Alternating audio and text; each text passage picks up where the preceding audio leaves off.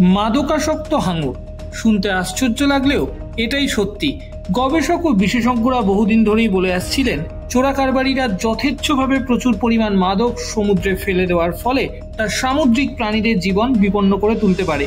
সেই ধারণাকেই কার্যত সত্যি প্রমাণ করল ব্রাজিলের অসওয়াল্ডো ক্রুজ ফাউন্ডেশনের করা সাম্প্রতিক একটি সমীক্ষা, যেখানে স্পষ্টভাবে উঠে এসেছে কিভাবে এর কারণে হাঙর সহ অন্যান্য সামুদ্রিক প্রাণীরা প্রভাবিত হচ্ছে। ফ্লোরিডা, দক্ষিণ ও মধ্য আমেরিকার আশেপাশের উপকূলবর্তী সাগর থেকে উদ্ধার করা হয়েছে কয়েক টন কোকেন। মোট 13টি বন্য ব্রাজিলিয়ান তীক্ষ্ণ নাসার হাঙরকে উদ্ধার করে তাদের নিয়ে পরীক্ষা নিরীক্ষা শুরু করেন বৈজ্ঞানিকরা। এই হাঙরগুলিকে ছোট মাছ ধরার জাহাজ থেকে কেনা হয়েছিল। উপকূলীয় সাগরের জলে জীবন কাটানো হাঙরগুলির পেট থেকে উদ্ধার করা হয় বহু পরিমাণে কোকেন, যা দেখে চোখ কপালে উঠে গিয়েছে বৈজ্ঞানিকদের। মোট 13টি হাঙরই কার্যত মাদকাসক্ত বলে জানাচ্ছেন বৈজ্ঞানিকরা। হাঙরগুলির যকৃতের পেশি টিস্যু থেকে সংগ্রহ করা হয়েছে মাদকের নমুনা।